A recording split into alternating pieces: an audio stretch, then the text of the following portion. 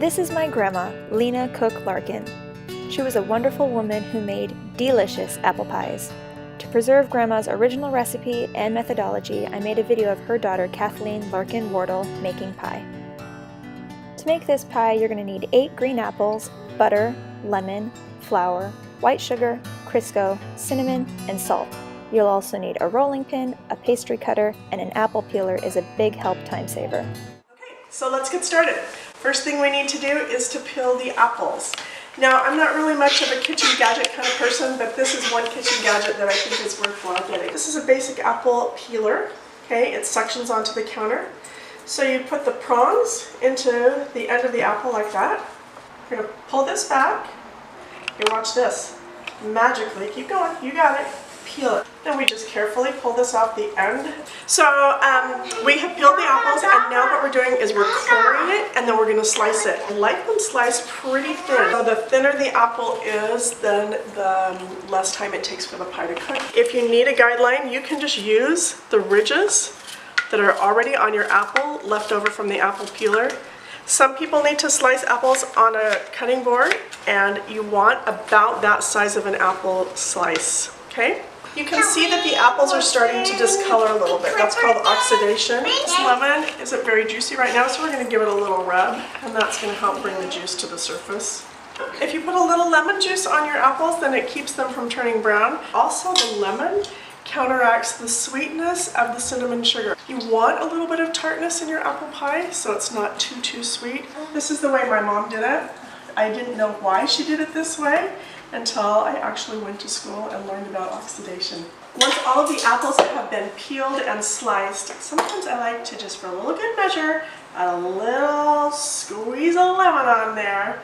And now we're going to mix it up. Now what we're going to do is we're going to add a cinnamon sugar mixture to the apples and lemon. Typically a cinnamon sugar mixture is 3 parts sugar, 2 parts cinnamon. I am a pretty casual cook, so you're going to put about enough to cover your apples. That's how much you need. It's about 1/4 a cup. Between 1/4 and 1/3 cup. Now you're going to stir it around a little bit. Give another little squeeze of lemon juice. Set it aside. The cinnamon, sugar, and lemon juice marinate the apples, so that when we put them in the pie, they're a little bit juicier, flavorful. Now we're going to make the crust. The crust consists of flour, crisco, always crisco, it's the best ingredient, it does make a difference, and salt. Okay, this is 3 cups of flour. We're going to do a teaspoon of salt. You can measure it with a teaspoon. I like to measure it with my hand. I'll sprinkle that in there a little. And we're just going to stir the salt and the flour around. Now we're going to add the crisco. And I just like to add it a little bit at a time. It's a really good idea to chill the crisco first. That way it cuts in a little bit better. So we're going to add the crisco. Now the crisco, we are adding, it calls for 3/4 of a cup, but we're adding a little bit extra because we have a little bit of extra flour in there. Now what we're going to do is we're going to take our pastry cutter and we're literally going to cut in the crisco into the flour.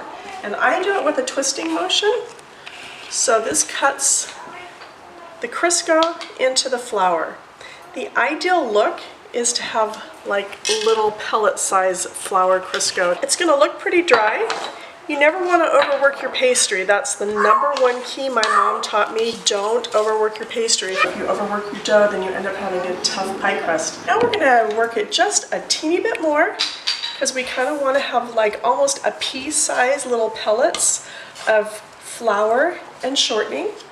We're going to add a little bit of water. The recipe calls for 4 to 8 teaspoons of ice cold water. That might seem like a huge variance, but sometimes you just don't know. So I just take a regular tablespoon, not measure, but there's 2, 3, 4, 5, and 6. I'm going to start with that and see how it fluffs up and how it works up. We don't want it too wet, but if it gets too wet, you just add a little bit of flour. That's not the end of the world. Start low, and then if you need to add more, you can. Almost. We're looking pretty good. Now we're going to use our pastry cutter once more and see how it blends. See, it's starting to stick together. That's what you want. Before we roll it out, we want to chill the dough. And what we do is we take our dough, we put it in 2 discs, wrap it in some plastic, and put it in the refrigerator. One of the tricks to a flaky crust is chilled dough. Chilled dough works better. You can roll it out better. It's going to make your crust really nice and light. Put it in the fridge, and we're going to let that chill for about 30 minutes. The dough has been chilling in the refrigerator for 30 minutes. We're going to take the disc out now. We're going to unwrap it. We're going to place it on a floured piece of parchment paper. Some people use a pastry cloth. That works even better. Flour the top of the dough a little bit. Take the second parchment paper, and we just lay it on top. And now we're going to take some short, easy strokes, and we're going to roll out our pastry. So you're going to roll it a few strokes in each direction. I like to rotate the parchment paper. It makes it just easier to get an even roll. If you get a crack along the way, you can just mend it together like that with your fingers. Looks really good. We're going to just put just a little bit of flour on here so it doesn't stick. You want to roll your pastry to about 1/4 of an inch in thickness. The other thing you want to do is you want it to be at least 2 inches larger than your pie plate. So if that's your pie plate, you need to have at least a 2-inch border around it. Take my parchment paper off, I place my pie plate on top of my dough, I slip my hand underneath, and I flip it over. Then you can easily peel off the under parchment paper from your dough. If you use enough flour liberally, it shouldn't stick.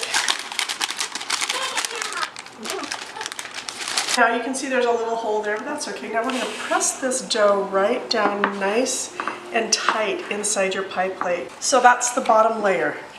The bottom of the pastry is a little bit soft, so we want to just add a little bit of flour in there. Now, the apples have been marinating for quite a while, so they're very, very juicy. So to keep from having a really runny pie, we're going to add a little bit of flour and brown sugar first to the bottom. That just gives it kind of a nice layer between the apples and the pie crust. Then we're going to add a little bit of this mixture in with the apples. What that does is that binds everything together. See? Like 2 handfuls. You can see how the flour and brown sugar have absorbed the extra juices that were in the apples. Okay, now we're going to take this and we're going to put one layer down, a layer of apples, into the bottom of our pie crust. We want to smooth this out. Now we're going to take some butter that has been chilling. I call these butter dots. And we take these little butter dots and we just distribute them throughout the first layer of apples. This was a 1/2 cup of butter or 1 stick of butter. I pre-cubed them up before I chilled them. Okay, now we're going to add the next layer of apples. Now this is one of those areas where I have had to learn not to pile the apples too high. It's nice to have a full pie plate of your filling. Just make sure it's kind of nice and even. Now we're going to add our second layer of butter. And it's going to give it that wonderful, delicious, buttery flavor and additionally help cook the apples with their sugar and cinnamon mixture. We're going to take the second disc of dough, we're going to roll that out, we're going to place it on top of our pie. We're going to flip it over, just like that. You can adjust it so it fits. And now we're going to carefully pull our parchment paper off of our dough. Now what we want to do is we want to trim this layer as well. So we're going to go about 1/4 of an inch from the edge of the pie. We need to have a little bit of dough to be able to tuck under. Press it down all the way around, kind of pressing the top and the bottom and giving it a bit of a seal. We're just going to go around and we're going to tuck and pinch, tuck and pinch. And you can see how I'm kind of pinching it together and tucking it under.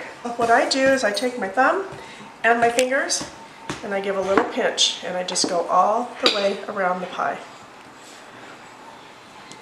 Grandma was best at this. She had the most beautiful pie edges. You can take a little leaf, cut it out like this, and you can use it as a decorative piece around your pie. Kind of fun to do at Thanksgiving time. Then you want to continue to give it a little bit of venting. But I just do a little decoration. This is my mom's decoration. I just do a few slashes in the pie like this. This allows the juices and the steam to escape from the pastry. And Mom always did a flower. And here's the stem, and here are the leaves. So Grandma would put this in the oven and she would be done. I like a little bit of texture on my pie crust. Take an egg white. Egg white gives you a shiny finish. And I just very quickly go around the edges. The other thing this does is it keeps my edges from flaking. I don't do a heavy glazing or a heavy egg white wash because then it gets too dark. I'm going to take a little sugar and I'm going to sprinkle it on the top. We're going to place this pie in the oven at 350 degrees. It cooks for about 50 minutes. At about 40 minutes, we're going to take a piece of foil, a square piece of foil, and we're going to just gently place it on top of the pie. That's going to keep your pie from burning.